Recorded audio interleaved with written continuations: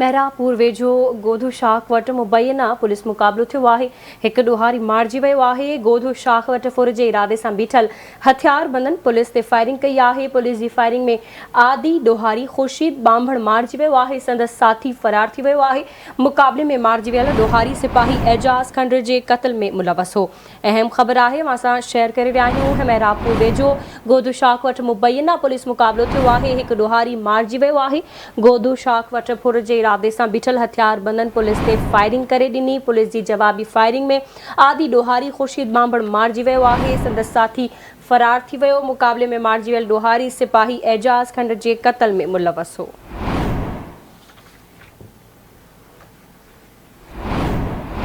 तफ़सील मालूम कंदासीं। असां सां लाइन ते मौजूदु आहे आवाज़ न्यूज़ रिपोर्टर आकाश कुमार। जी आकाश, छा तफ़सील आहिनि, आगाह कजो। हाँ जी बिल्कुल। गोधू शाख फुर्दू मोरी मेहरापुर पुलिस ऐं ॾोहारियुनि में मुबैना मुक़ाबिलो थियो आहे।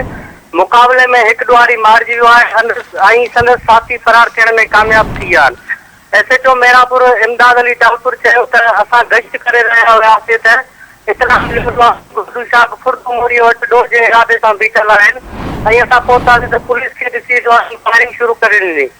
ख़ुर्शीद बांभड़ आदि ॾोहारी आहे जंहिंजो क्रिमिनल रिकॉर्ड गॾु करे रहिया आहियूं।